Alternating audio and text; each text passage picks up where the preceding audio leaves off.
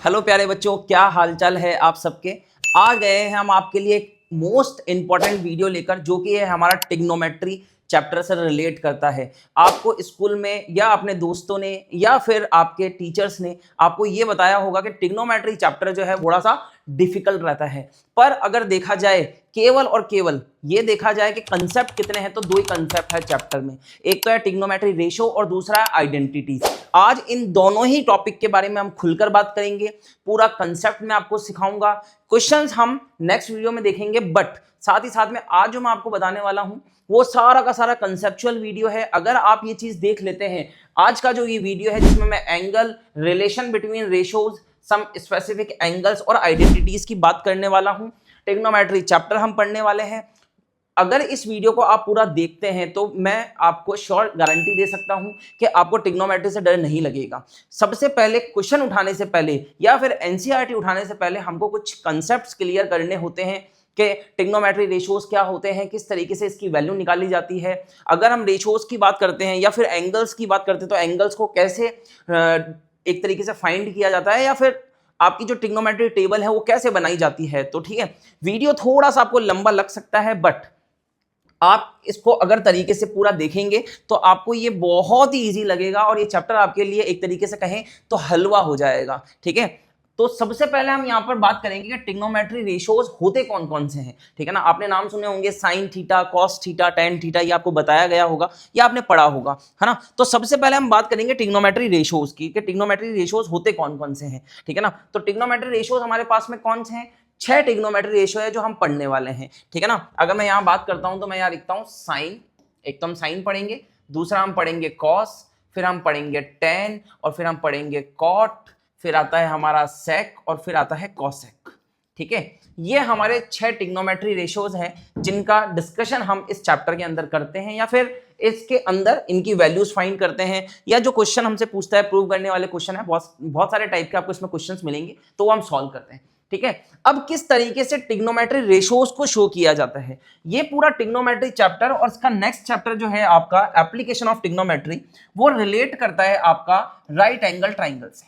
ठीक है ना, किससे रिलेट करता है ये चैप्टर रिलेट करता है आपका राइट एंगल ट्राइंगल से। ठीक है, अब राइट एंगल ट्राइंगल में हमें पता है कि यहां पर जो एंगल बना होता है वो होता है हमारा 90 डिग्री का। ठीक है, और अगर मैं इसको नाम दे दूं तो मैं यहां पर लिखता हूं ए, बी और सी। ठीक है, तो हमने अब तक क्या पढ़ा है कि राइट एंगल ट्राइंगल जो होता है उसमें एक 90 डिग्री का एंगल होता है और परपेंडिकुलर बेस और हाइपोटेनियस होता है, परपेंडिकुलर बेस और हाइपोटेनियस होता है। ठीक है ना, अब यहां पर एक चीज आती है एंगल।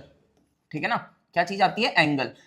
और एंगल को हम इस चैप्टर में किससे डिनोट करने वाले हैं, थीटा से डिनोट करने वाले हैं। किससे डिनोट करने वाले हैं, थीटा।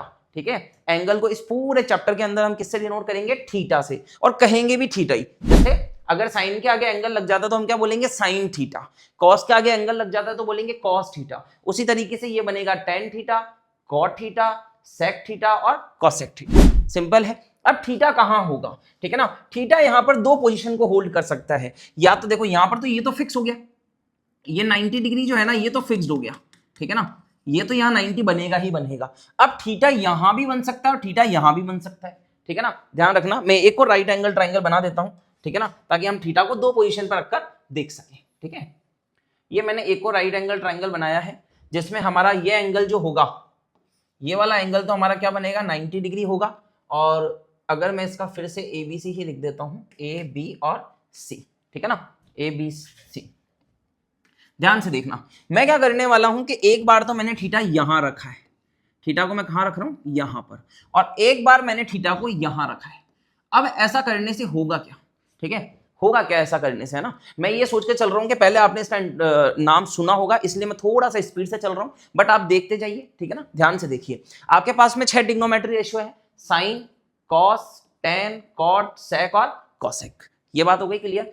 उसके बाद में इस चैप्टर के अंदर कौन सा देखो ट्रिग्नोमेट्री, है ना, ट्रिग्नोमेट्री के अंदर TRI आता है, मतलब ट्राई आता है। तो ट्राई एंगल्स यहां पर हमें पढ़ने पड़ेंगे, और ट्राई एंगल कहां मिलते हैं हमें, वो मिलते हैं हमें ट्राइंगल में, इसलिए हम यहां पर राइट एंगल ट्राइंगल लेते हैं। ठीक है ना, इस चीज का ध्यान रखना।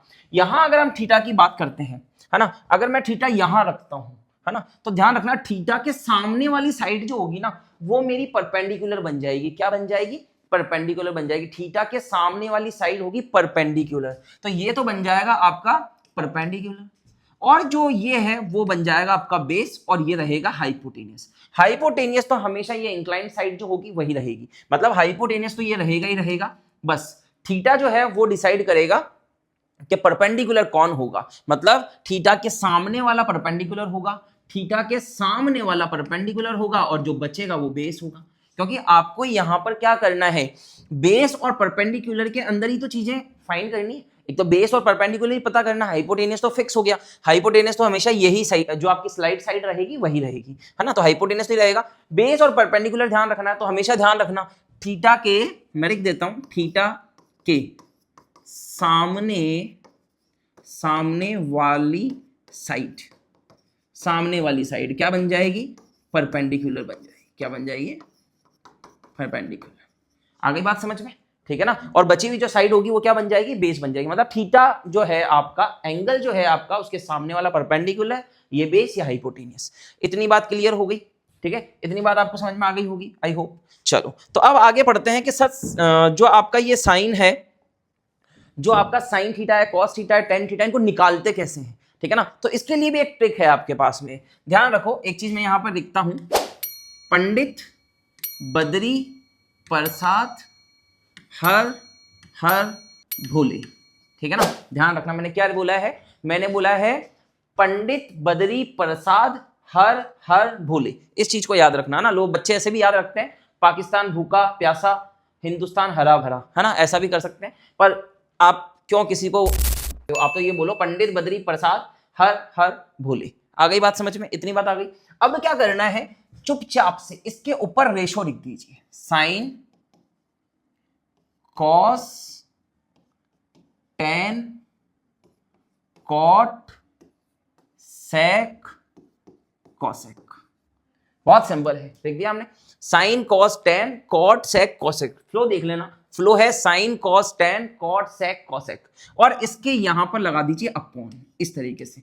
क्या इतना काम आप कर सकते हैं, क्या इतना काम आप कर सकते हैं, sine cos tan cot sec cosec, simple बात है, ठीक है ना। अब ध्यान रखना कि निकालना कैसे है, जब हम ऊपर वाले रेशो की बात करेंगे, जब हम ऊपर वाली रेशो की बात करेंगे तब तो आना है हमें नीचे, कहां आना है, नीचे की तरफ, और जब नीचे वाले रेशो की बात करेंगे तब जाना है ऊपर की तरफ, ठीक है ना, बहुत ही सिंपल है ना, यहां पर आएंगे नीचे की तरफ और यहां जाएंगे ऊपर की तरफ। आ गई बात समझ में, ठीक है ना, जब हम साइन की बात करेंगे तो हमें नीचे आना है, कॉस की बात करेंगे तब नीचे आना है, और नीचे अगर कॉसेक सेक कॉट की बात करते हैं तो ऊपर की तरफ जाना है, ठीक है ना, सिंपल है।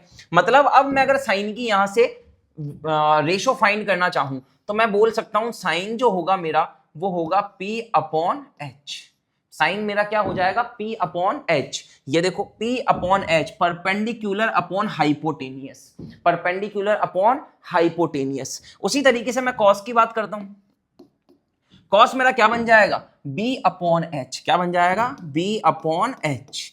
उसके बाद टेन थीटा की बात करते हैं, तो टेन थीटा मेरा क्या बन जाएगा, टेन थीटा बनेगा P अपॉन B, मतलब perpendicular upon base, perpendicular upon base. आ गई बात समझ में, साइन हमने निकाल लिया, साइन कॉस टेन, तीनों जो ऊपर वाले रेशो हैं उनको निकालते समय हमें ऊपर से नीचे की तरफ आना है, मतलब P upon H, B upon H, P upon B, simple. अब है नीचे वाले रेशो, तो मैं यहां पर लिखता हूं कॉसेक, तो कॉसेक मेरा क्या बनेगा, नीचे वाले रेशोस को सॉल्व करते समय हमें नीचे से ऊपर की तरफ जाना है, मतलब बनेगा H अपॉन P, क्या बनेगा H अपॉन P, ठीक है, क्या बनेगा H अपॉन P। उसी तरीके से अगर मैं सेक की बात करता हूं तो सेक क्या बनेगा H upon B, H upon B, ठीक है, और उसी तरीके से अगर मैं कॉट की बात करता हूं तो बताओ कॉट क्या बनेगा, कॉट बनेगा आपका B upon P, B upon P। आ गई बात समझ में, बहुत ही सिंपल है, साइन क्या होगा P अपॉन एच, कॉस क्या होगा B अपॉन एच, टेन क्या होगा P अपॉन B, उसी तरीके से कॉट क्या होगा B अपॉन P, सेक क्या होगा H अपॉन B, कॉसेक क्या होगा H अपॉन B, सिंपल है। अब ध्यान से देखो, आपको यहां पर दिख रहा होगा साइन और कॉसेक, देखो आप साइन और कॉसेक को बड़े ध्यान से देखो, साइन है आपका P अपॉन एच और कॉसेक है आपका H अपॉन P, मतलब एक दूसरे के क्या है, उल्टे हैं, एक दूसरे के क्या है, उल्टे हैं। मतलब अगर मैं इसको ऐसे लिखना चाहूं, 2 मिनट, अगर मैं इसको ऐसे लिखना चाहूं तो क्या मैं ये लिख सकता हूं कि जो साइन होगा ना वो 1/cosec होगा। ध्यान से देखो, क्यों लिख सकते हैं ऐसा? ऐसा इसलिए लिख सकते हैं हम क्योंकि साइन और कॉसेक के जो रेशो आ रहे हैं ना वो क्या आ रहे हैं, वो एक दूसरे के उल्टे आ रहे हैं। यहां पर P/H आया, यहां पर H/P आ रहा है। उसी तरीके से कॉस और सेक को देखो, कॉस और सेक भी एक दूसरे के रेसिप्रोकल है। यहां पर B/H है, वहां पर H/B, ठीक है ना। तो अपन क्या लिख सकते हैं कि सर जो कॉस है ना उसको हम लिख सकते हैं 1/sec। क्या लिख सकते हैं? 1/sec। उसी तरीके से आप देखो tan और cot भी एक दूसरे के रेसिप्रोकल है, P/B, B/B। तो अपन क्या लिख सकते हैं यहां पर? यहां हम ये लिख सकते हैं कि सर जो tan होगा ना वो होगा 1/cot। क्या होगा? 1/cot। ठीक है। अब अगर आप बात करो कि इसको क्या बोलेंगे हम, तो देखो मैं इसे ब्रैकेट में डाल देता हूं थोड़ा सा, ठीक है। ये हो गया आपका, ठीक है ना।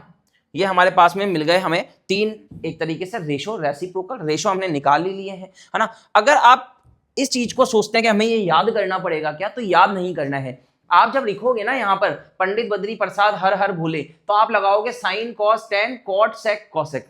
तो सबसे पहले तो ये ध्यान रखना कि आपका फ्लो यही होना चाहिए, sine cos tan cot sec cosec. अब आप देखो टेन कॉट का रेसिप्रोकल और कॉट टेन का रेसिप्रोकल, सिंपल।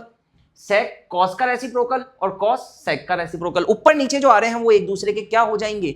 रेसिप्रोकल हो जाएंगे। उसी तरीके से साइन और कॉसेक एक दूसरे के क्या हो जाएंगे? रेसिप्रोकल हो जाएंगे। आ गई बात समझ में? अगर मोटा मोटा मैं हिसाब बताऊं तो अपन क्या लिख सकते हैं? हम लिख सकते हैं कि सर जो साइन होगा वो 1/cosec होगा, कॉस जो होगा वो 1/sec होगा, और जो आपका tan होगा वो 1/cot होगा।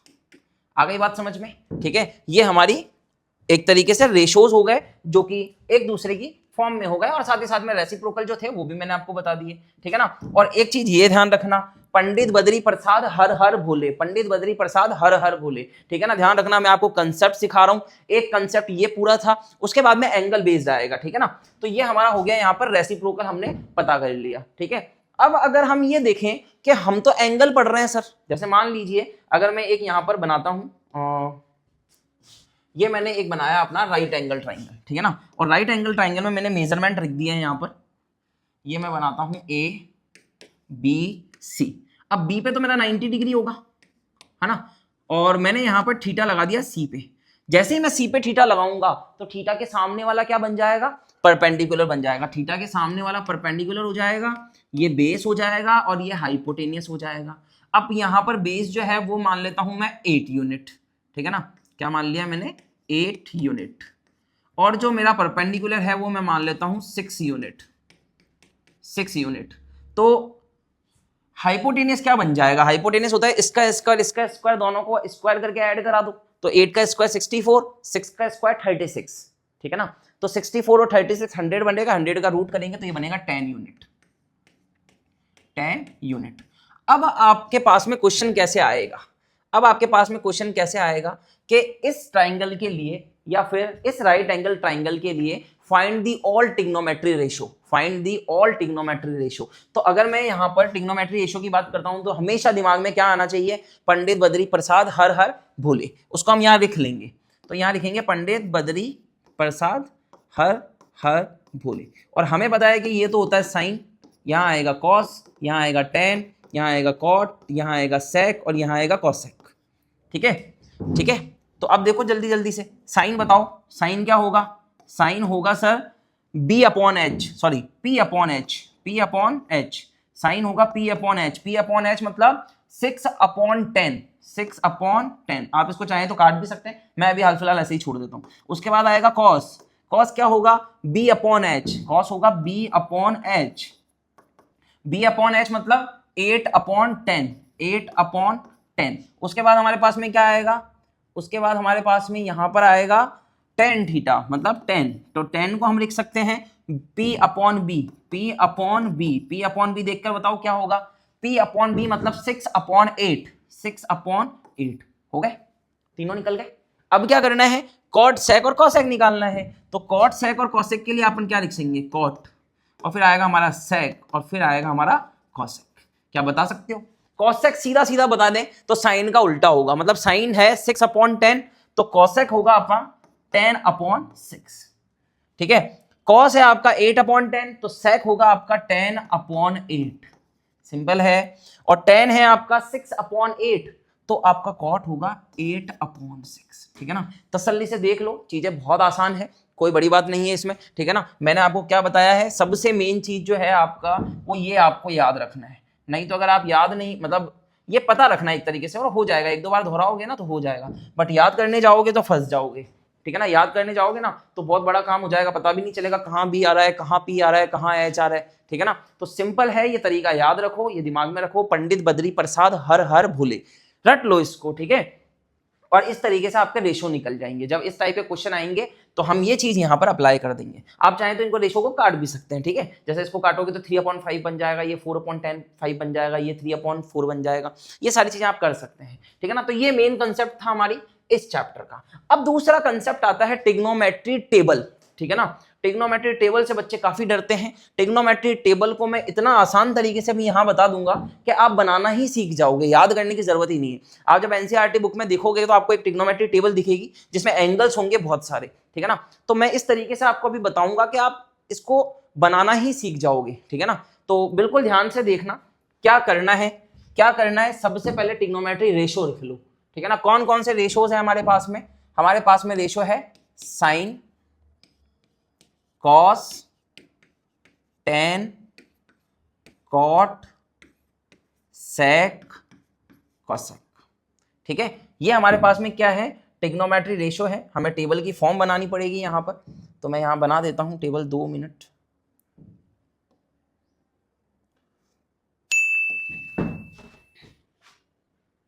ठीक है, और अब एंगल्स कौन कौन से हैं, एंगल्स है हमारे पास में एक तो 0 डिग्री, एक एंगल तो हमारे पास में क्या है 0 डिग्री, दूसरा होगा हमारे पास में 30 जो हमारे कोर्स में। ठीक है ना, ऐसे तो एंगल्स बहुत सारे होते हैं पर हमें कौन कौन से पढ़ने हैं वो हम देख रहे हैं। 0 पढ़ना है, एक 30 पढ़ना है, एक 45 डिग्री होगा, एक 60 डिग्री होगा, और लास्ट में एक एंगल होगा 90 डिग्री। आ गई बात समझ में? तो यहाँ भी मैं 2 मिनट इसको टेबल में कन्वर्ट कर देता हूँ, लाइन्स बना देता हूँ।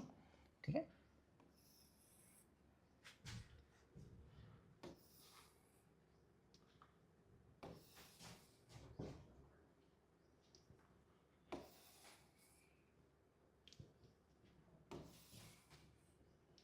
ठीक है, ये इस तरीके से होगा। अब करना क्या है, अब हमको करना क्या है, ठीक है ना, कैसे बनाएंगे हम, मतलब मैंने जब आपको बोला था कि मैं आपको टेबल बनाना सिखा दूंगा तो क्या अप्रोच हमारी रहेगी कि टेबल इजीली बन जाए। ठीक है ना, बहुत ही आसान है, कोई दिक्कत है नहीं। अगर आप टेबल बनाना सीख जाओगे तो आपके लिए चीजें बहुत आसान हो जाएगी। ठीक है ना, अब थोड़ा सा ये सोचिए कि मान लीजिए कि आपके एग्जाम में एक क्वेश्चन आता है। ठीक है ना, आपके एग्जाम में क्वेश्चन आता है जो कि 1 मार्क का है।